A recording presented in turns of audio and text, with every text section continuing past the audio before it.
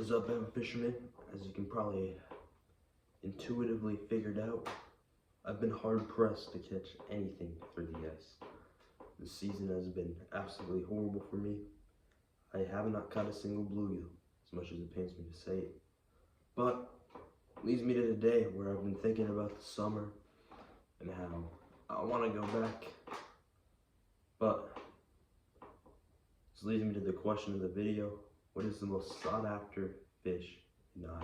When I say sought after, I'm not exactly referring to like a 1 in a million catch, even though that's pretty much what it means. I'm more saying, which one do people go for the most?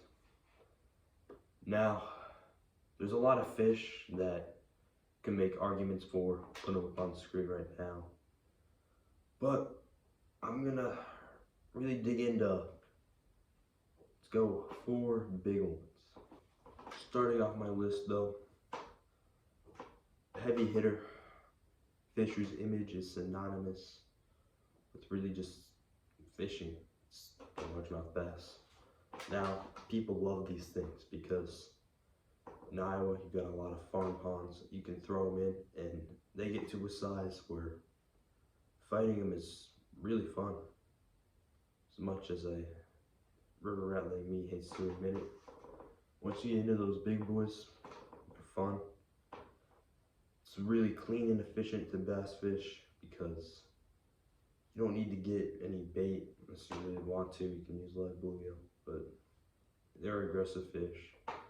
Generalists, you know, there's not a lot to really hate about them except they don't grow huge. But you can't like have the best of everything in one fish, or I wouldn't be making this video. So yeah, as I mentioned, farm ponds, it's clean and efficient.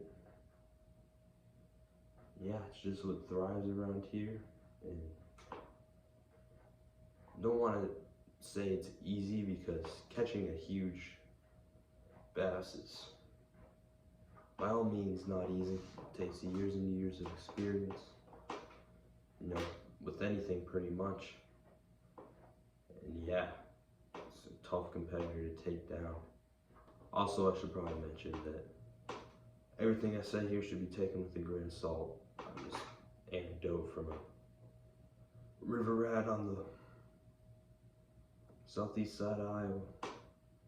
Trying to be at least. Anyways, next, my personal favorite, and probably a good amount of you out there, flathead catfish. Now, this fish, it is probably the biggest native fish around here, I want to say. Lake sturgeon do get bigger than it, but you're hard pressed to find one. And blue cats, they don't have enough of a native range because they're only in the Mississippi and Missouri, which, you know, kind of sucks, but there's still something always wonderful about flathead catfish. There's not a lot of fish that you can really compare with them because it's the way their skin's textured like a catfish, the color, their skin, and the fact that they've just been around forever. In my opinion, the king of the river. But what are the cons of this? Well, catching one of these, most of the time you gotta go fishing twice because you gotta get your bait. This is something I got some experience with. Not very lucky on a big one, but even for the little tykes that I catch, you gotta go fishing twice. And they really do seem to prefer live bait, even though, yes, you can catch them on dead bait. Happens all the time. Or crankbait, especially popular around here. But most places, you're gonna have to go fishing twice, get your bait, or go through 3 casts in a year trying to throw up the river, which is a pretty big con. Yeah, another big con is they're just seem to be way more active at night, not during the day, which of course you can catch them during the day. Probably 20% of the fish, no, probably 50% of the fishing population at least is kind of bigger during the day than me at night. But they do seem to be more active at night, so if you're really going for that trophy size, you're gonna have to spend nights out there, and that's dedication a lot of people don't want to put in, which is completely understandable. Most people actually have a life. Third is gonna be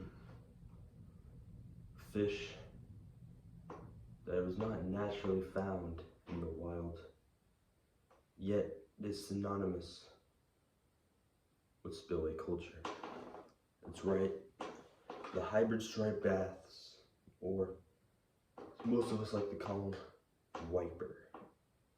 Now, these things are a lot like largemouth bass in the ways that they like to mostly go for lures, and you can catch them on live fish. They really bite what a largemouth bass would if you really get down to it. But, of course, with any river fish comes snags, and man, I cannot tell you how many lures I've lost going after these things. And they definitely put up a fight. Now, as big of a fight as a proportional flathead or largemouth, you know, it's debatable, except for the flathead. I think the flathead would win personally, but people really like these things because, in my opinion, this is the best tasting fish, period. Now, that's a hot take, obviously. Very few people actually think this is the standalone best tasting fish, but most people can agree. If you're willing to eat fish from a river, it's up there. It's not bad at all. There's a lot of bones. Yeah. And another great thing about this fish is, you know, I'd like to say that your 7-pounders are just way more common than like a 7-pound largemouth, and they probably put up a better fight if it's bigger, unless I'm missing something. But I haven't caught a huge largemouth, but from what I've heard, they're gonna take the cake if they weigh more. So yeah, there's a strong argument for wiper in there. This leads me to my last fish. Alright, this one is the walleye, and I have bad things to say about it. Mostly the sheer number they are pumping in the rivers around here, in the lakes, is crazy. They do not really seem to be accustomed to southern Iowa, but it is what it is. They are not the toughest of fish, period. But what they lack in toughness, they make up for in taste. This is a lot of people's stand-alone best fish, period. And I can see why. It tastes a lot like wiper to me, but the texture on wiper, in my opinion, is better. And you'll hear ranting and raving about how good the thing tastes above the Mason-Dixon line. And the thing that I probably like about this fish the most is just its willingness to bite lures. Now, I've been doing a lot more of that, and I've caught so many dinky walleye doing this, but they saved me from a skunk so many times. And yes, that's probably the numbers they're pumping in, but hey, you gotta give credit where credit's due. These things are aggressive and willing to bite warm or even a little colder water, which is also nice because you can target them through the ice. No pun intended. That's all I gotta say about that. think. So, where do these rank?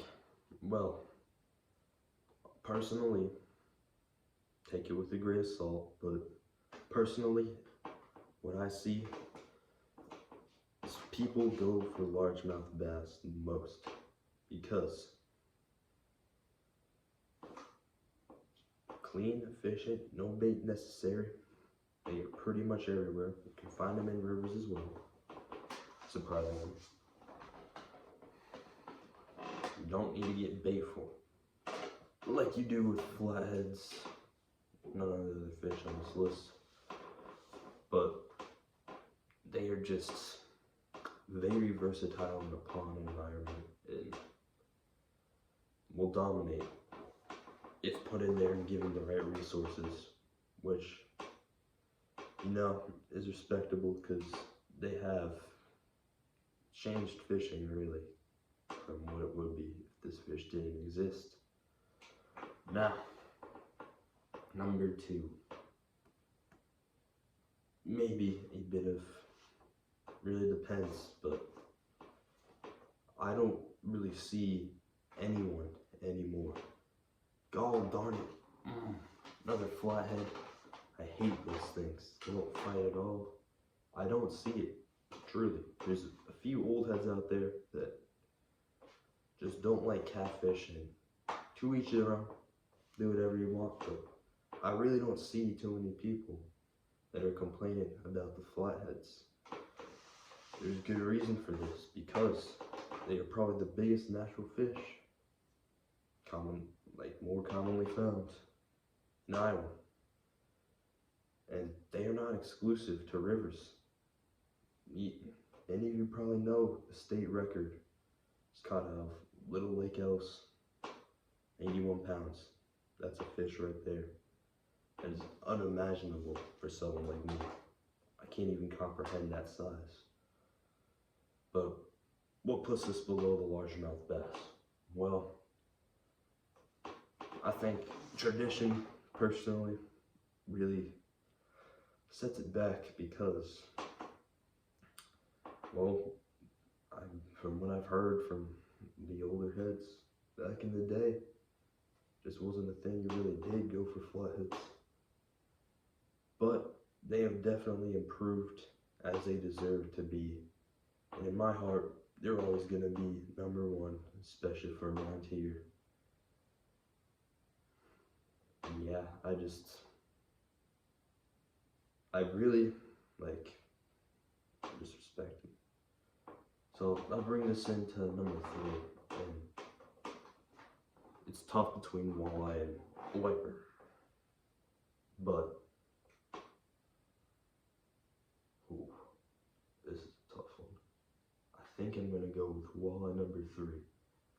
It's just 50% of the people I see out there are catching to keep, which you're going to want to target for walleye generally because they're pumping a lot more digs in there that you can eat, and especially in dirtier rivers like around here. You don't want to eat a fish that's too big. And I'll give credit where credit's due. The DNR, yeah, making a great catch to keep ecosystem with these fish, and honestly, I don't really mind them. I don't feel like they hurt too much. They probably hold back the flatheads a little bit, stuff like that, but it's cool to see other fish in your river, and I just like them more and more as time goes on. But personally, even though it's a lab-grown fish, I like the wiper better, and mainly it's just because of size, but also the taste. But why don't other people understand the wiper? Well, honestly, I could be dead wrong, because there's a lake where we live by where you pull them out all the time, and That's where most of us have caught our PBs, at that lake last year. But they're a pretty specific fish, because if you're not in like heavy structure, good amount of like aeration, airflow, they're not really gonna be there, because